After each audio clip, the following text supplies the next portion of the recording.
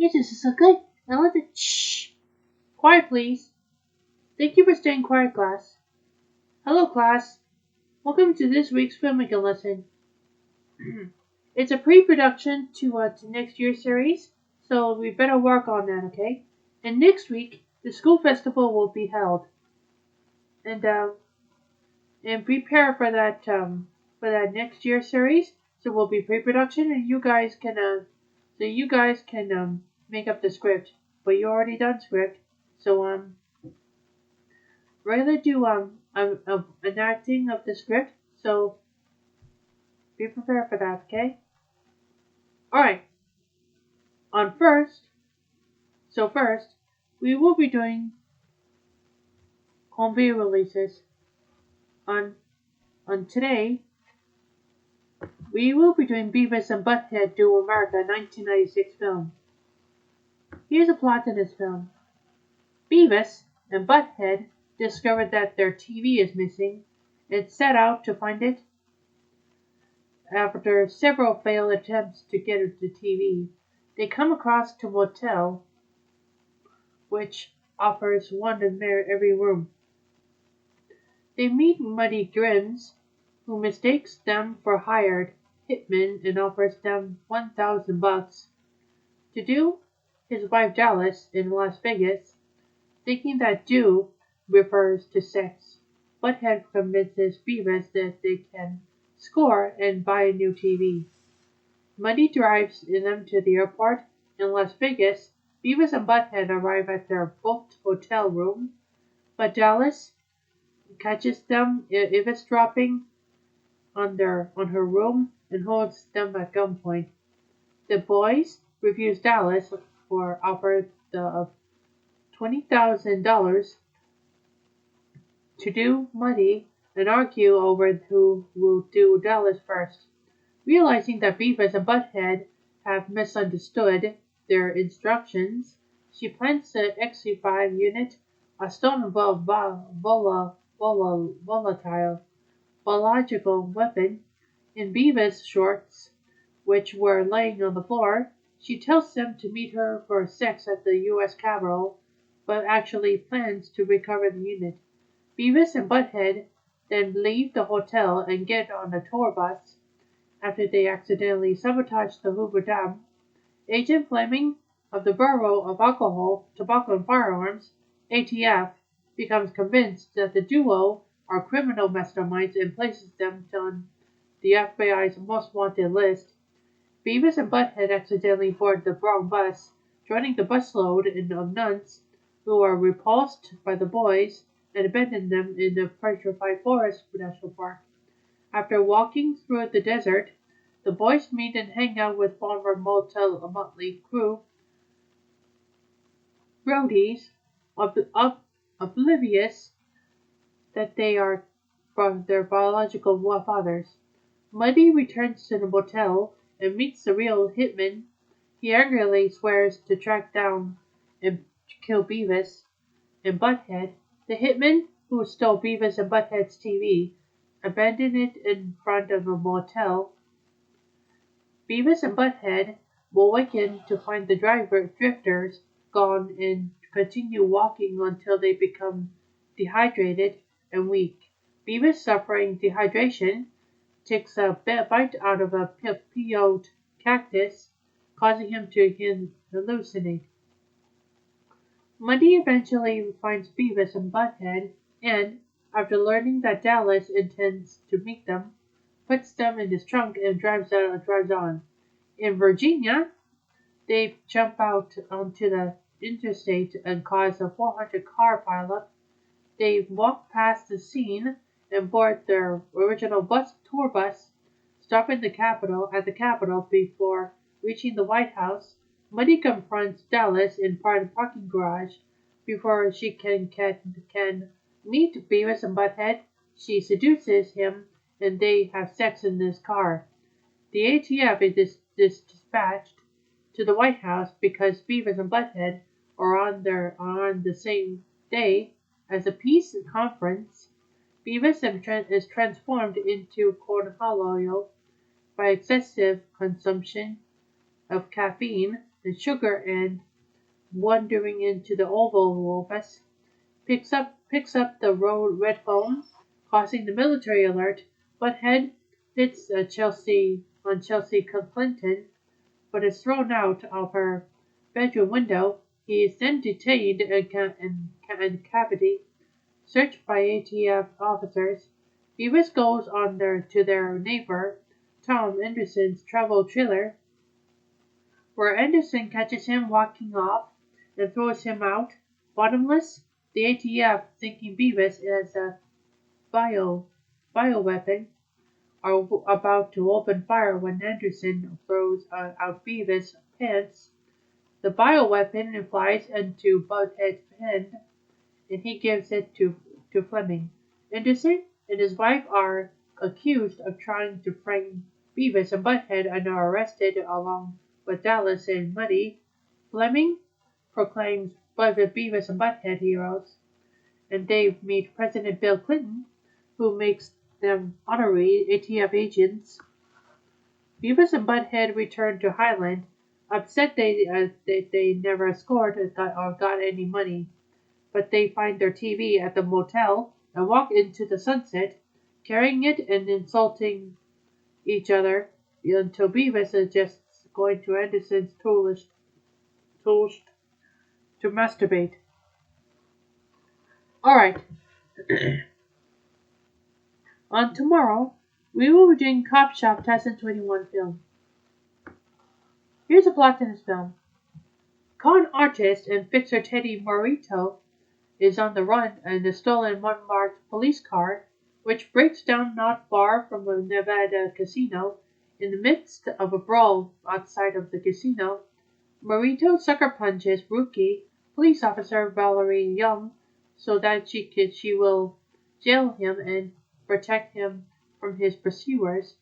One of those pursuers, hitman Bob Viddick, gets himself incarcerated in the same small town jail by pretending to be drunk and crashing a car into the police car Morito had abandoned, which was being investigated by two state troopers. Morito and Viddick are placed in separate cells, initially thwarting Viddick's plan to kill Morito.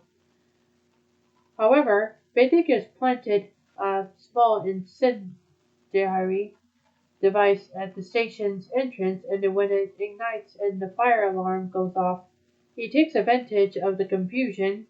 Viddick beats a drunken man sharing his cell and incapacitates the police sergeant, stealing his gun. He is about to kill Morito when Young interrupts him and returns him to this cell. While Morito and Viddick trade threats, a new killer enters the police station. Anthony Lamb, a second hitman hired to kill Morito, entering the station with a bouquet of balloons as covers. He quickly murders several police officers. Young discovers the carnage and retreats behind bulletproof glass to the holding cells containing Morito and Viddick. In a whole bullet of bullets, one of Young's own rounds ricochets and hits her in the abandoned abdomen. Corrupt police officer Hoover, who has been stealing drugs from the evidence locker and has killed the sergeant during Lamb's shooting spree, reveals his betrayal to Young and joins forces still with Lamb as they attempt to break through the wall of the holding cells. Morito explains that he was working for a Nevada casino mob boss and tried to buy off the state's attorney, General William Fenton. When Fenton didn't cooperate and was brutally killed, it turned out he had recorded his conversations with Morito. To save his own skin, Morito agreed to work with the FBI, which led the mob boss to send hired killers after him. Morito and Viddick appeal to Young for the keys to their cells.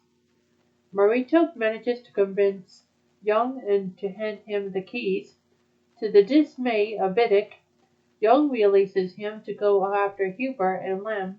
just as two of Young's fellow officers are shot by Lamb after they catch him and Huber trying to break through the wall. Marito arrives on the scene and attacks Lamb and Huber. In a steam-filled shower room, Lamb shoots Huber by mistake, while himself being stalked by Marito. Meanwhile, Vidic shows up, having finally convinced Young is to release him too, stabs Lamb and offers Marito the chance to kill Lamb and revenge the death of his ex and son. Marito instead shoots both Vidic and Lamb, then pours gasoline all over the room, intending to light the entire station on fire and leave the scene, revealing his true nature. Just as Marito is about to leave, he is confronted by Young, who had meanwhile attended to her gunshot wound.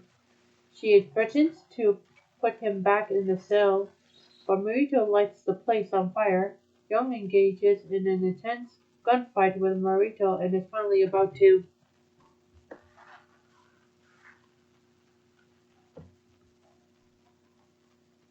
shoot him when another corrupt cop, Detective Schiller, the investigating officer on the Fenton case, arrives and shoots her instead. Dina is promptly shot by Vidic, who then also shoots Marito to complete his contract. Vidic then helps Young to safety outside and then escapes in a police car. While being taken away by ambulance, Young gets a radio dispatch about the stolen police vehicle from the station. She leaves the paramedics by the wayside, hijacks the ambulance, and drives off in pursuit of Vidic, with both singing the same song. Alright, on Wednesday, we will be doing Cry Macho, 2021 film. Here's the plot to this film. By 1979, Texan rodeo star Mike Milo, who has retired due to severe back injury, the following year, his former boss Howard Polk hires him to travel to Mexico City and bring back Howard's 13-year-old son. Raffle, he agrees, and upon entering Mexico, he meets his mother Lita, who tells him that Raffle has turned to a life of crime, participating in cockfights with a rooster named Macho. Soon after, Mike finds Raffle participating in a cockfight that is interrupted by the police raid. After the police depart, Mike tells Raffle that his father wants to see him. Intrigued, Raffle agrees to go with Mike back to Texas and leaves to pack his stuff. A drunk Lita tells Mike that she wants her son to stay in Mexico and threatens him. After Mike leaves, Lita orders several of her henchmen to follow him, driving back to Texas alone. Mike discovers that Raffle has snuck onto his truck. When Raffle steals his wallet and shares his desire to spend time with his father, Mike agrees to drive him to the border. During the drive there, the pair share stories about their lives, including how Lita's henchmen used to abuse Raffle, and discuss the meaning of being macho. At a restaurant, Mike phones Howard and tells him that he has found Raffle. Outside of the restaurant, one of Lita's henchmen, Leo, tries to forcefully take Raffle and lies on to the locals that Mike has kidnapped him. Raffle tells the locals that this is not true and they beat up Aurelio. After Mike and Raffle leave, the pair have their truck stolen by thieves. However, they soon find an abandoned car to use.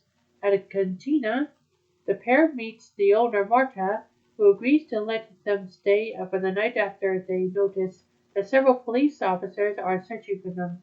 The following day, Mike learns that Raffle has become friends with Marta. Continuing their journey, Mike tells Raffle that he lost his wife and children in a car accident. The following morning, Marta finds them in a shrine and brings them to breakfast. Mike and Raffle then notice that the car they found has a leak and they are forced to leave it. After coming across the ranch, Mike teaches Rocco how to ride a horse and shows his love for animals. The pair returns to Marta's cafe and begins spending time with their family. They also begin to spend time at the ranch, and Howard calls Mike, expressing his concern that Mike has been in Mexico for 2 weeks. Eventually, the pair say goodbye to Marta and start their final drive to the border. With a new vehicle, the pair stops after noticing a patrol car following them. Mike reveals that Howard told him over the phone that he wants to see Raffo simply to battle Lita in court for her money. An angry Raffo tries to leave, but the police find them and search for their vehicle.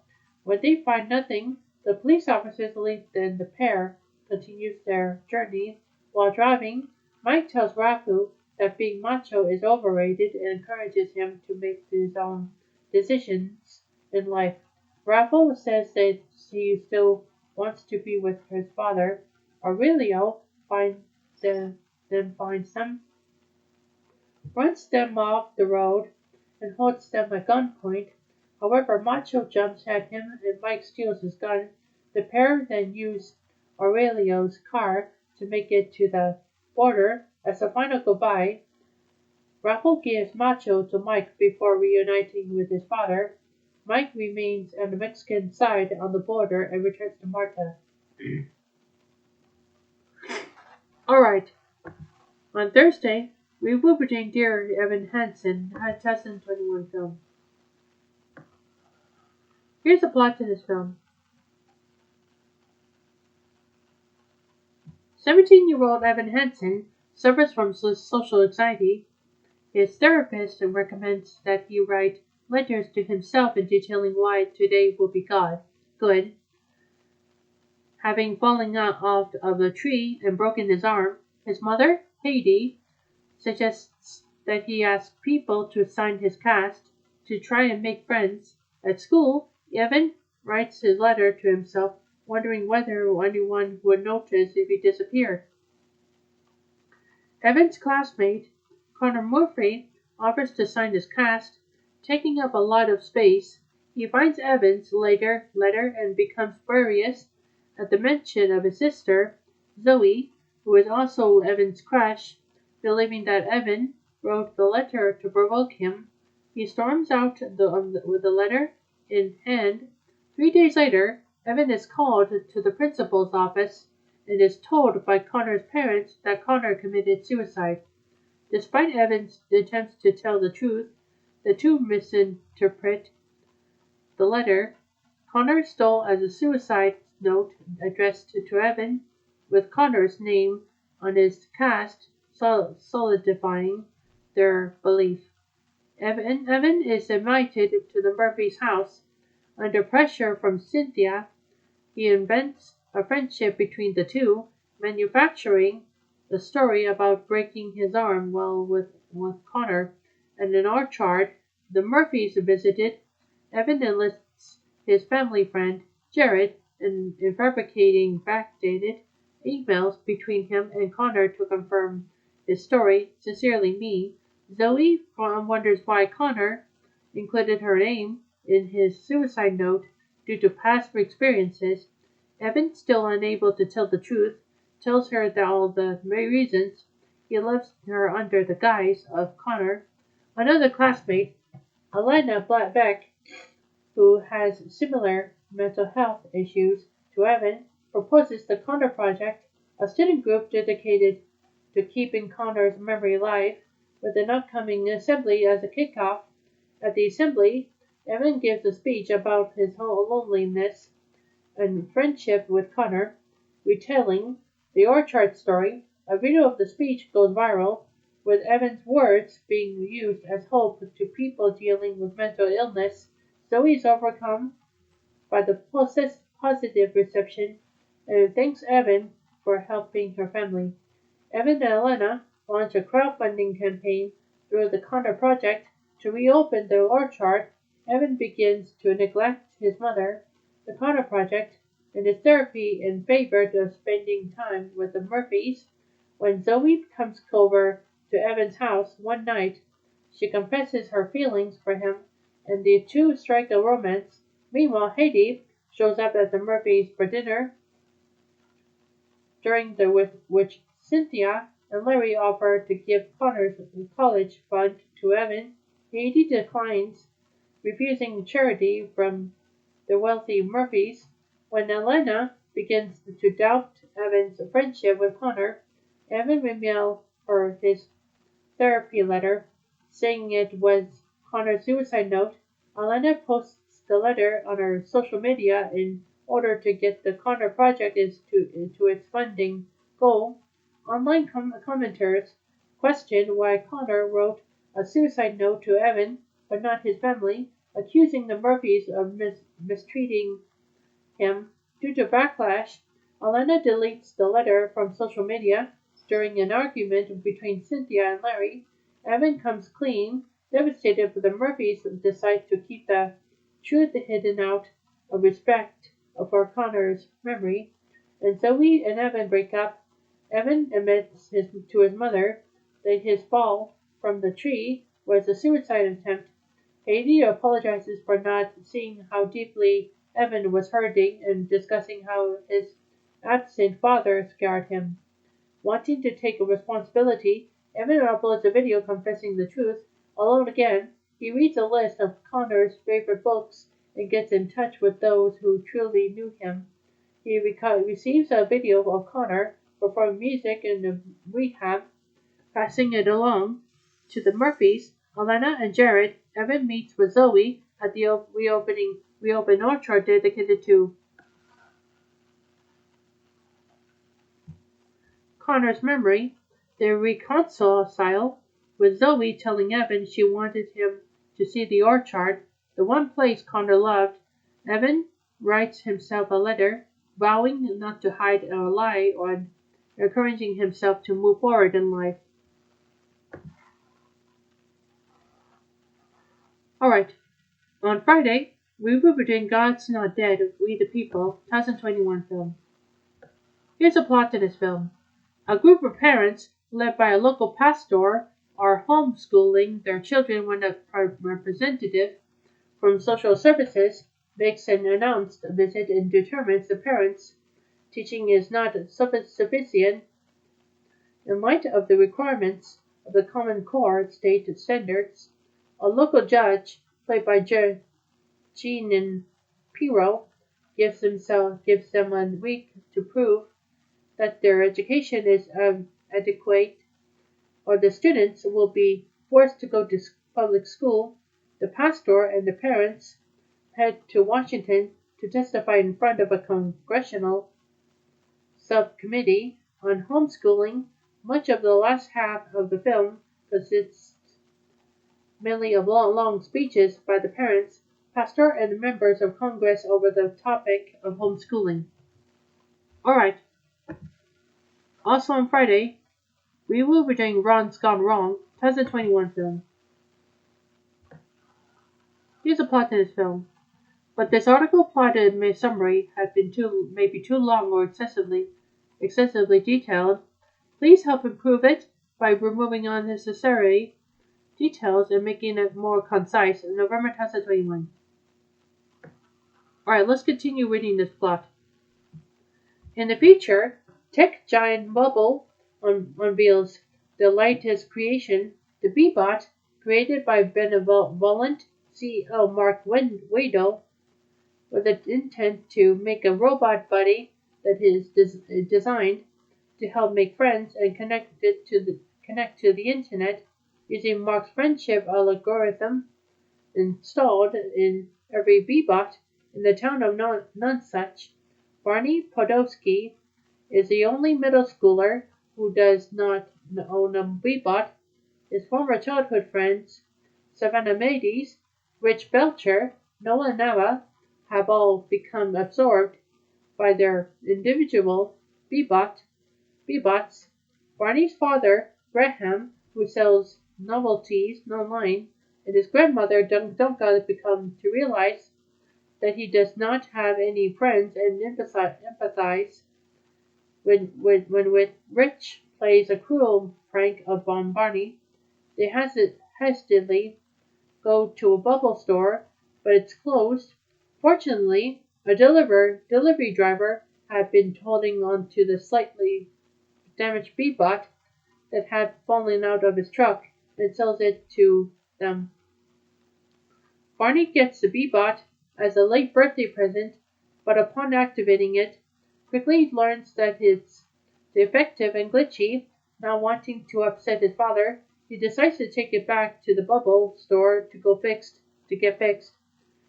He ends up running into Rich and his friends who taunt and try to him.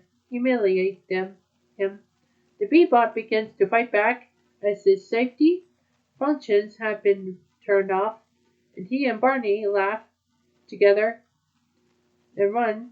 However, Rich called the police, and they, along with Graham and Duncan, are taken to the bubble store so that the Bebot can be crushed. Not wanting to see him go, Barney secretly rescues him and renames him Ron, a shortened version of his model number.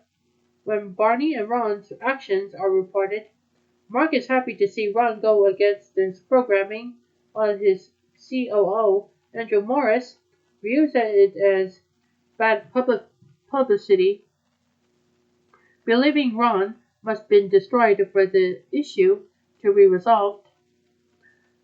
Barney teaches Ron how to be a good friend, and while hanging out, he runs into Savannah, who tells Ron that he needs help to help Barney get friends. Despite Barney telling Savannah not to, she posts Ron's actions online, alerting Bubble. The next day, Ron gets out of the house and tries to get friends for Barney, bringing up a series of random people to school. As Barney gets in trouble, Rich discovers Ron's unlocked function and downloads it, causing all the other Bebots to have their safety features and parental controls turned off. The Bebots run wild, and in the end, after the Bebots have a patched update, Savannah is publicly humiliated. Barney is suspended from school and tells Ron off, but upon returning home, realizes that Ron has truly been a friend and decides to run away with him when Bubble employees come for him. They briefly run into Savannah, still upset over her incident, and tells her that he is hiding in the woods. Meanwhile, while Andrew warns Mark about the ramifications of the Bebot, Mark sneaks away so that he can meet Ron, while Bubble uses their resources to take control of all the Bebots to go looking for Ron and Barney after the duo are initially elated in the woods, but wind up getting lost and spending a scary, uncomfortable night there. But due to the cold weather and Barney's asthma, he becomes weak, and Ron brings him back to civilization just outside the school where Savannah, Rich, Noah, and Nava rush out to help him. Barney is taken to the hospital and recuperates. Before meeting Mark, who is impressed with Ron, Mark fixes Ron's glitches and thereby makes him a different Bebot. Barney demands that Mark access the cloud to give Ron's original personality, but Andrew took over the company and locked Mark out. Through an elaborate plan for Barney, Graham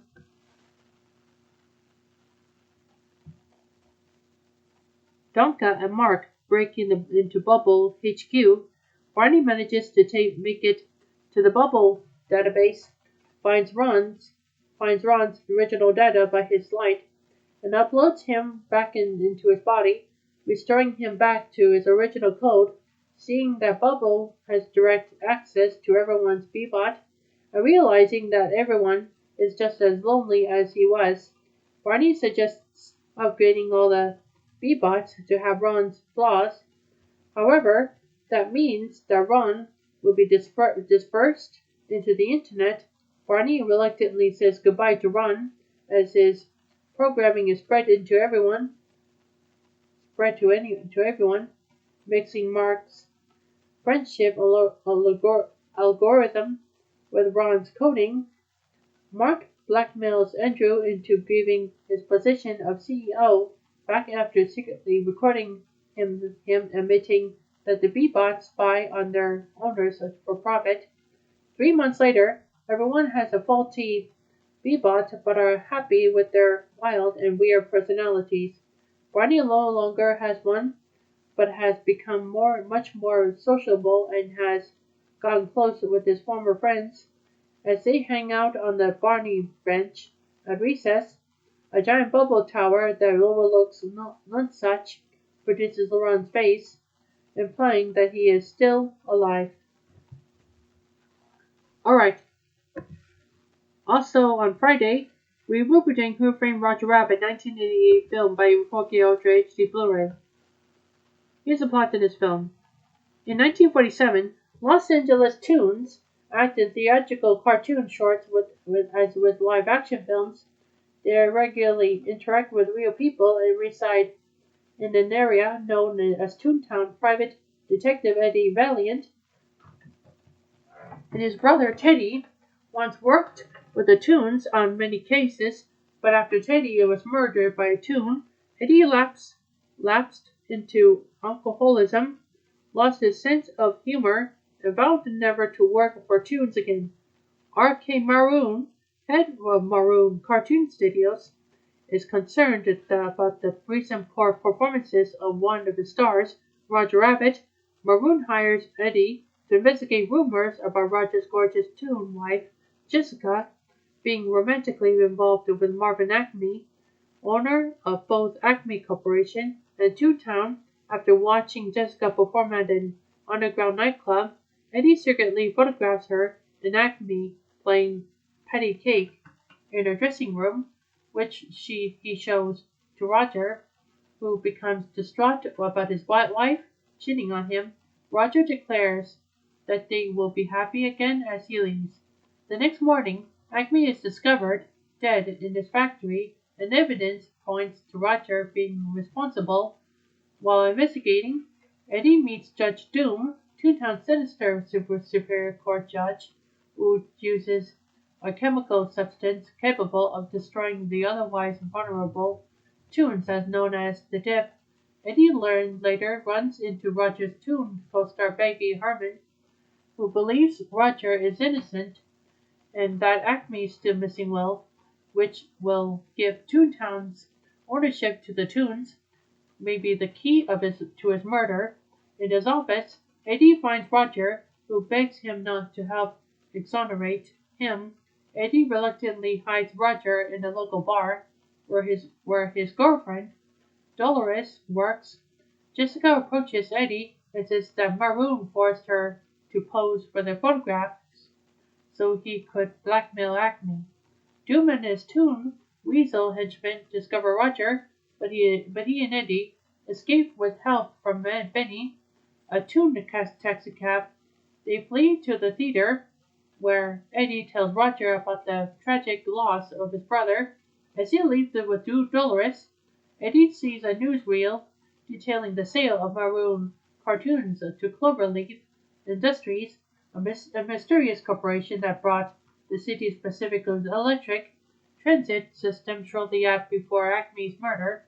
Eddie goes to the studio to interrogate Maroon, leaving Roger to guard outside. But he is kidnapped by Jessica. Maroon tells Eddie that he blackmailed Acme into selling his company so he could sell the studio, then admits he only did so out of the fear for the safety of the Toons. Maroon is then murdered by an unseen assailant before he can explain the consequences of the missing Will. Eddie spots Jessica fleeing the scene and, assuming she is a culprit, follows her into Toontown. Once he finds her, Jessica reveals that it was Doom who killed Acme and Maroon, and that the former gave her his will for safekeeping, but soon discovered it was blank. The reason why she kidnapped Roger is because she wanted to protect him. She and Eddie are then captured by Doom and the Weasels. At the Acme factory, Doom reveals himself as the sole shareholder of Cloverleaf Industries and explains his plot to destroy Toontown with a machine loaded with dip to build a freeway full of attractions in its place and force people to drive it at once. He has the transit system decommissioned. In order to become rich, Roger unsuccessfully attempts to save Jessica, and the couple is tied onto a hook in front of the machine's water cannon. Eddie performs a comedic vaudeville act full of pratfalls, causing the weasels to die of laughter. Eddie kicks their leader into the machine's stiff back. Eddie then fights Doom, who is run over by a steamroller but survives, revealing himself as not only a disguised Toon, but also Teddy's murderer. Eddie eventually defeats Doom by emptying the machine and drenching him in its stiff supply, destroying him once and for all. And the emptied machine crashes through the wall into Toontown, where it is destroyed by a train. Eddie then uses the building's water systems to clean away the dip. As the police and various Toons gather at the scene, Eddie reveals Doom's guilt in Acme's murder to the former, clearing Roger's name. Eddie discovers that Roger inadvertently wrote the love letter for Jessica in Acme's will, which is written by in disappearing, reappearing ink. And Toontown's ownership is handed over to the Toons, having regained his sense of humor. Now that he has avenged Teddy, Eddie happily enters Toontown at Dolores alongside Roger and Jessica. Whilst all the Toons sing Smile, Danya, Smile, Porky Pig then shows up and signs off by singing his famous That's All, Folks, closing the film with Tinkerbell flashing the screen with her magic wand. Alright, that's all the home video releases we got. So second, we will be doing TV series over home video releases.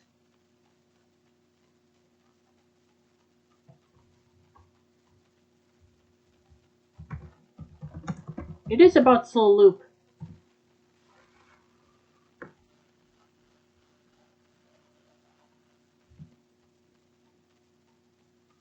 In the title scene, where Slow Loop has begun with their sound effects, working by you, all of you guys, who has been a title card of Slow Loop, has been uploaded to YouTube once in a while. Alright. That's all the TV series over home releases we got. So third, we will be doing Emma Monkey Pictures and Marvel Cow Productions and Donkey Teeth Company shorts. It is about Tom and Jerry.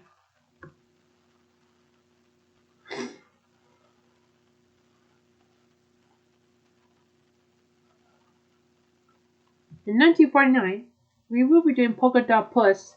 In February 26, 1949 date, it's on 39. In summary, it says, Tom convinces Member Two Shoes that he's too sick to go outside. He stays in the house until Jerry puts the red dots all over Tom's face to trick him into thinking he's caught by the measles. Alright. That's all the shorts we got. So fourth, we will be doing Samsung Galaxy S21 Ultra 5G series. It is about Mimi, who is going to Bermuda and sleeps over with her classmates. So she and Kaide and Tsukasa and Tsukuyo and Sana and Mifiu are about to sleep over at Mimi's place, and so she can play video games on PlayStation 5 called Dead by Daylight, Doki Doki Literature Club Plus, and Shakedown Hawaii, and Miles Morales Spider-Man series. And then she came across to get the sleepover with her sleeping bags. Alright. That's all I got for today. Let's do some work now. Hey! Hi, how did it go? Good, good. The school festival is about to begin next month. Next month? Yeah, next month. Okay, actually, it's next week, right? It's next week. Sorry about that. I said month. It's okay. Just say week, okay? Yeah, next week it should be school festival. Okay, good.